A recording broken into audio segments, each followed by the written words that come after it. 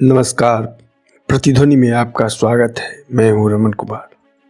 मित्रों, देश अमृत महोत्सव मना रहा है। स्वतंत्रता प्राप्ति के 75 वर्ष पूरे होने के उपलक्ष्य में मनाना भी चाहिए। सैकड़ों वर्षों की गुलामी और लाखों लाख बलिदान के बाद मिले इस आज़ादी के 75 साल जो पूरे हुए हैं, दुनिया का विशाल सांस्कृतिक, बौद्धिक, संपन्न और शौर्यशाली देश जब विश्व के सबसे बड़े साम्राज्यवादी देश से स्वतंत्रता प्राप्ति के लिए संघर्षरत था, तो उस साम्राज्यवादी देश का प्रधानमंत्री चर्चिल अपने देश की सदन को बता रहे थे, भारत के लोग अभी इस लायक नहीं हुए कि वे अपना शासन संचालन स्वयं कर सके। यदि भारत को वर्तमान स्थिति में आज़ादी दी गई तो सत्ता पर कुछ अराजकतावादी कब्जा कर लेंगे और देश अराजकता के अंधे खोल में चला जाएगा। एक भारतीय के नाते हमें यह सुनकर जरूर गुस्सा आएगा, आना भी चाहिए, क्योंकि जिस देश की प्राचीनतम गौरवमयी संस्कृति हो, ज्ञान का विपुल समृद्ध भंडार हो, इतनी आबादी हो, वह अपने शासन संचालन के लायक भी नहीं। पर इन 75 वर्षों में आखिर हमने कैसी व्यवस्था बनाई है जिसके लगभग 140 करोड़ की आबादी में से 80 करोड़ लोग गरीबी रेखा के नीचे हैं। जैसा कि मुफ्त अनाज देने के मामले में सदन में उपलब्धि के तौर पर बताया गया है, 80 करोड़ से अधिक देशवासियों को मुफ्त राशन की व्यवस्था हमारे देश ने की थी। अगर यह आंकड़ा सही नहीं है, जो नहीं ही है, तो हमारी यह कैसी व्यवस्था है जिसमें हमारी व्यवस्था को ही यह पता नहीं कि उसके कितने नागरिक किस हाल में हैं। तो आखिर प्राथमिकता क्या, किसके लिए, कैसी और कितनी होगी? यह आंकड़ा उस देश का भी है जिसके सदनों के अधिकांश माननीय जनप्रतिनिधि करोड़ोंपति, अरबोंपति है। आज के इस अंक में देश की स्थिति पर और बात करने के पूर्व आज़ादी के मात्र एक दशक बाद 1957 में हमारी व्यवस्था के स्खलन को दर्शाती हिंदी के प्रख्यात कहानीकार मोहन राकेश की सत्य घटना पर आधारित एक कहानी परमात्मा का कुत्ता सुना जाए। समय की बचत के लिए शुरुआत की कुछ पंक्तियां छोड़कर कहानी यथावत है। अंदर हाल कमरे में फाइलें धीरे धीरे चल रही थी। 2-4 बाबू बीच की मेज पर जमा होकर चाय पी रहे थे। उनमें से एक दफ्तरी कागज़ पर लिखी अपनी ताज़ा गज़ल दोस्तों को सुना रहा था और दोस्त इस विश्वास के साथ सुन रहे थे कि वह ज़रूर उसके शमा या 20वीं सदी के किसी पुराने अंक से उड़ाई है।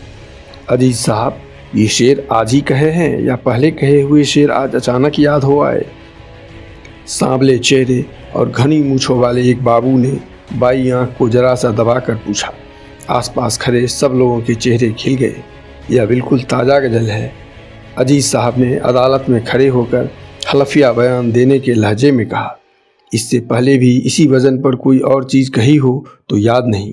और फिर आँखों से सबके चेहरे को टटोलते हुए हल्की हंसी के साथ बोले, अपना दीवाना तो कोई रिसर्चदां ही मुरतब करेगा। एक फरमाइशी कहकहा लगा जिसे शीशी की आवाज़ों के बीच में ही दबा दिया। कहकहे पर लगाई गई इस ब्रेक का मतलब था कि कमिश्नर साहब अपने कमरे में तशरीफ़ ले आए हैं।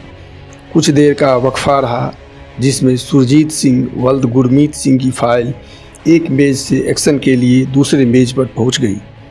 सुरजीत सिंह वल्द गुरमीत सिंह मुस्कुराता हुआ हॉल के बाहर चला गया और जिस बाबू की मेज़ से फाइल गई थी वह 5 रुपये के नोट को सहलाता हुआ चाय पीने वालों के जमघट में शामिल हुआ। अजीज साहब अब आवाज़ ज़रा धीमी करके गज़ल का अगला शेर सुनाने लगे। साहब के कमरे से घंटी बजी। चपरासी मुस्तैदी से उठकर अंदर गया और मुस्तैदी से वापस आकर फिर अपने स्टूल पर बैठ गया। चपरासी से खिड़की का पर्दा ठीक कराकर कमिश्नर साहब ने मेज़ पर रखे ढेर सारे कागज़ों पर एक साथ दस्तखत किए और टाइप सुलगाकर रिचर्ड डाइजेस्ट का ताज़ा अंक बैग से निकाल लिया। लेटिशिया वराल्डिस का लेख कि उसे इतालवी मर्दों से क्यों प्यार है वे पढ़ चुके थे और लेखों में हृदय की शल्य चिकित्सा के संबंध में J.D. रेडक्लिफ का लेख उन्होंने सबसे पहले पढ़ने के लिए चुन रखा था। पृष्ठ 111 खोलकर वे हृदय के नए ऑपरेशन का ब्यौरा पढ़ने लगे। तभी बाहर से कुछ शोर सुनाई देने लगा। कंपाउंड में पेड़ के नीचे बिखर कर बैठे लोगों में 4 नए चेहरे और शामिल हुए थे। एक अधेड़ आदमी था जिसने अपनी पगड़ी ज़मीन पर बिछा ली थी और हाथ पीछे करके तथा टांगें फैलाकर उस पर बैठ गया था। पगड़ी के सिरे की तरफ उससे ज़रा बड़ी उम्र की एक स्त्री और एक जवान लड़की बैठी थी और उनके पास खड़ा एक दुबला पतला सा लड़का आसपास की हर चीज़ को घूरती नज़र से देख रहा था। अधेड़ मर्द की फैली हुई टांगें धीरे धीरे पूरी खुल गई थी और आवाज़ इतनी ऊंची हो गई थी कि कंपाउंड के बाहर से भी बहुत से लोगों का ध्यान उसकी तरफ खिंच गया था। वह बोलता हुआ साथ अपने घुटने पर हाथ मार रहा था। सरकार वक्त ले रही है। 10-5 साल में सरकार फैसला लेगी कि अर्जी मंजूर होनी चाहिए या नहीं। सालों यमराज तो हमारा वक्त गिन रहा है। उधर एक वक्त पूरा होगा, इधर तुमसे पता चलेगा कि हमारी अर्जी मंजूर हो गई। चपरासी की टांगें ज़मीन पर पुख्ता हो गई और वह सीधा खड़ा हो गया। कंपाउंड में बिखर कर बैठे और लेटे हुए लोग अपनी अपनी जगह पर कस गए। कई लोग उस पेड़ के पास आ जमा हुए। 2 साल से अर्जी दे रखी है कि साली ज़मीन के नाम पर तुमने मुझे जो गड्ढा अलाट किया है उसकी जगह कोई दूसरी ज़मीन दो। मगर 2 साल से अर्जी यहाँ के 2 कमरे ही नहीं कर पाई। वह आदमी अब जैसे एक मजमे में बैठकर तकरीर करने लगा। इस कमरे से उस कमरे में अर्जी के जाने में वक्त लगता है, इस मेज़ से उस मेज़ तक जाने में भी वक्त लगता है। सरकार वक्त ले रही है। लो, मैं आ गया हूँ। आज यहीं पर अपना सारा घर बार लेकर ले लो जितना वक्त तुम्हें लेना है। 7 साल की भूखमरी के बाद सालों ने ज़मीन दी है मुझे 100 मरले का गड्ढा। उसमें क्या मैं अपने बाप दादों की अस्थियाँ गाड़ूंगा? अर्जी दी थी मुझे 100 मरले की जगह 50 मरले दे दो, लेकिन ज़मीन दे दो। मगर अर्जी 2 साल से वक्त ले रही है। मैं भूखा मर रहा हूँ और अर्जी वक्त ले रही है। चपरासी अपने हथियार लिए हुए आगे आया, माथे पर त्योरियाँ और आँखों में क्रोध। आसपास की भीड़ को हटाता हुआ वह उसके पास आ गया। ए मिस्टर, चल हट यहाँ से, उसने हथियारों की पूरी चोट के साथ कहा। चल उठ। मिस्टर आज यहाँ से नहीं उठ सकता। वह आदमी अपनी टांगें थोड़ी और चौड़ी करके बोला। मिस्टर आज यहाँ का बादशाह है। पहले मिस्टर देश के बेताज बादशाहों की जय बुलाता था, अब वह किसी की जय नहीं बुलाता। अब वह खुद यहाँ का बादशाह है, बेताज बादशाह। उसे कोई लाज शर्म नहीं है, उस पर किसी का हुक्म नहीं चलता। समझे चपरासी बादशाह? अभी तुझे पता चल जाएगा कि तुझ पर किसी का हुक्म चलता है या नहीं। चपरासी बादशाह और गर्म हुआ। अभी पुलिस के सुपुर्द कर दिया जाएगा तो तेरी सारी बादशाही निकल जाएगी। हा हा, बेताज बादशाह हंसा। तेरी पुलिस मेरी बादशाही निकालेगी? तू बुला पुलिस को। मैं पुलिस के सामने नंगा हो जाऊंगा और कहूँगा कि निकालो मेरी बादशाही। हम में से किस किस की बादशाही निकालेगी पुलिस? ये मेरे साथ 3 बादशाह और हैं। यह मेरे भाई की बेवा है, उस भाई की जिसे पाकिस्तान में टांगों से पकड़कर चीर दिया गया था। यह मेरे भाई का लड़का है जो अभी से तपेदिक का मरीज़ है, और यह मेरे भाई की लड़की है जो अब ब्याहने लायक हो गई है। इसकी बड़ी कुंवारी बहन आज भी पाकिस्तान में है। आज मैंने इन सब को बादशाही दे दी है। तू ले आ जाकर अपनी पुलिस कि आकर इन सब की बादशाही निकाल दे। कुत्ता साला। अंदर से कई एक बाबू निकलकर बाहर आ गए। कुत्ता साला सुनकर चपरासी आपे से बाहर हो गया। वह तैश में उसे बाँह से पकड़कर घसीटने लगा। तुझे अभी पता चल जाता है कि कौन साला कुत्ता है। मैं तुझे मार मार कर। और उसने अपने टूटे हुए बूट की एक ठोकर दी। स्त्री और लड़की सहम कर वहाँ से हट गई। लड़का एक तरफ होकर रोने लगा। बाबू लोग भीड़ हटाते हुए आगे बढ़ गए और उन्होंने चपरासी को उस आदमी के पास से हटा लिया। चपरासी फिर भी बड़बड़ाता रहा। कमीना आदमी दफ्तर में आकर गाली देता है। मैं अभी तुझे दिखा देता कि एक तुम ही नहीं, यहाँ सब के सब तुम कुत्ते हो। वह आदमी कहता रहा। तुम सब कुत्ते हो और मैं भी कुत्ता हूँ। फ़र्क इतना है कि तुम लोग सरकार के कुत्ते हो, हम लोगों की हड्डियाँ चूसते हो, सरकार की तरफ से भौंकते हो। मैं परमात्मा का कुत्ता हूँ, उसकी दी हुई हवा खाकर जीता हूँ और उसकी तरफ से भौंकता हूँ। उसका घर इंसाफ का घर है, मैं उसके घर की रखवाली करता हूँ। तुम सब उसके इंसाफ के दौलत के लुटेरे हो। तुम पर भौंकना हमारा फ़र्ज है। मेरे मालिक का अरमान है। मेरा तुमसे असली बैर है। कुत्ते का कुत्ता बैरी होता है। तुम मेरे दुश्मन हो, मैं तुम्हारा दुश्मन हूँ, मैं अकेला हूँ, इसलिए तुम सब मिलकर मुझे मारो, मुझे यहाँ से निकाल दो, लेकिन मैं फिर भी भौंकता रहूँगा। तुम मेरा भौंकना बंद नहीं कर सकते।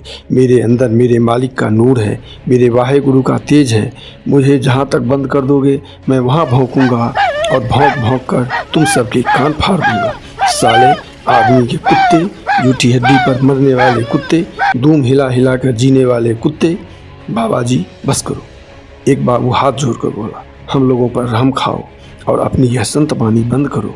बताओ तुम्हारा नाम क्या है और तुम्हारा केस क्या है? मेरा नाम 1226/7। मेरे माँ बाप का दिया हुआ नाम खा लिया कुत्तों ने। अब यही नाम है जो तुम्हारे दफ्तर का दिया हुआ है। मैं 1226/7 हूँ, मेरा और कोई नाम नहीं है। मेरा यह नाम याद कर लो, अपनी डायरी में लिख लो। वाह गुरु का कुत्ता 1226/7। बाबा जी आज जाओ, कल या परसों आ जाना। तुम्हारी अर्जी की कार्रवाई तकरीबन पूरी हो चुकी है। तकरीबन पूरी हो चुकी है और मैं खुद भी तकरीबन पूरा हो चुका हूँ। अब देखना यह है कि पहले कार्रवाई पूरी होती है कि पहले मैं पूरा होता हूँ। एक तरफ सरकार का हुनर है और दूसरी तरफ परमात्मा का हुनर है। तुम्हारा तकरीबन अभी दफ्तर में ही रहेगा और मेरा तकरीबन कफन में पहुँच जाएगा।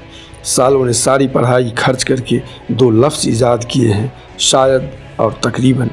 शायद आपके कागज़ ऊपर चले गए हैं। तकरीबन कार्रवाई पूरी हो चुकी है। शायद से निकलो और तकरीबन में डाल दो। तकरीबन से निकलो और शायद में गर्क कर दो। तकरीबन 3-4 महीने में तहकीकात होगी। शायद महीने 2 महीने में रिपोर्ट आएगी। मैं आज शायद और तकरीबन दोनों ही घर छोड़ आया हूँ। मैं यहाँ बैठा हूँ और यहीं बैठा रहूँगा। मेरा काम होना है तो आज ही होगा और अभी होगा। तुम्हारे शायद और तकरीबन के ग्राहक ये सब खड़े हैं, यह ठगी इनसे करो।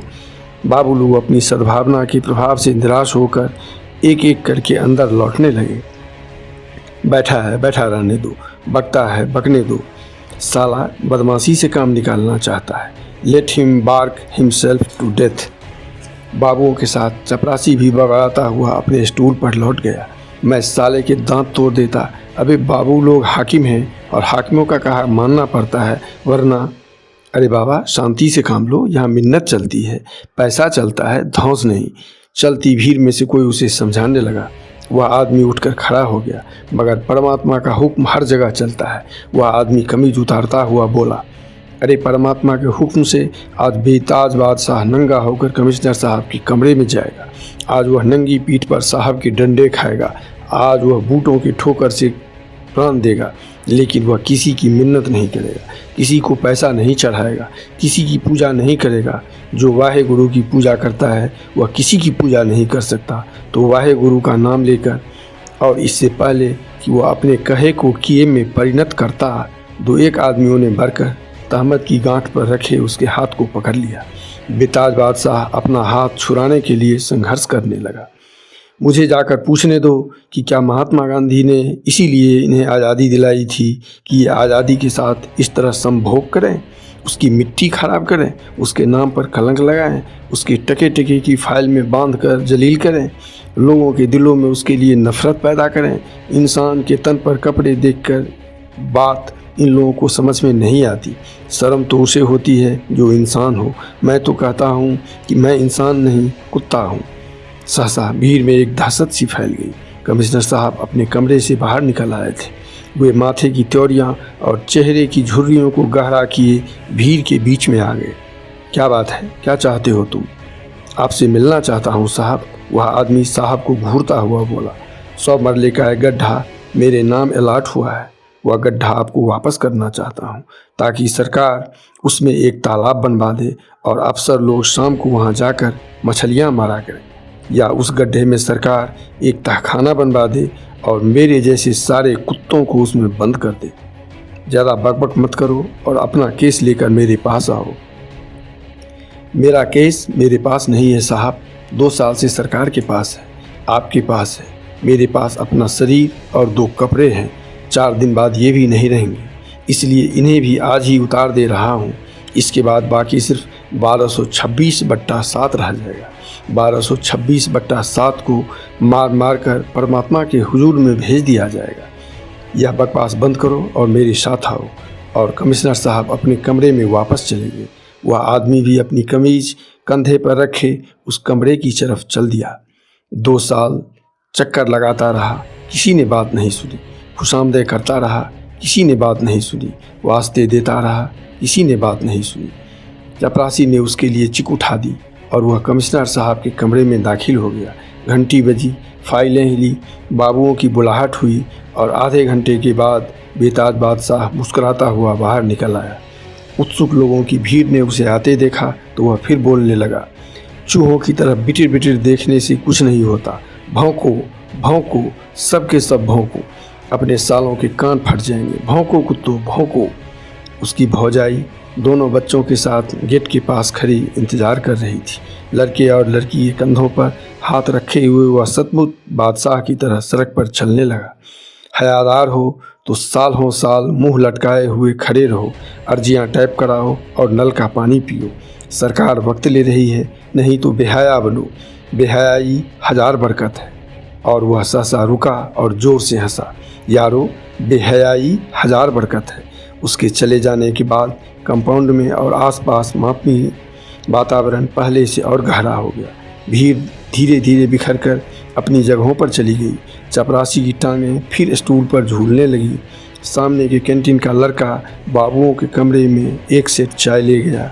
अर्जी नवीस की मशीन चलने लगी और टिक टिक की आवाज़ के साथ उसका लड़का फिर अपना सबक दोहराने लगा। PEN पेन, पेन मीन्स कलम, HEN हैन, हैन माने मुर्गी, DEN डेन, डेन माने अंधेरी गुफा। तो आज बस इतना ही। मिलते हैं फिर अगले अंक में। नमस्कार।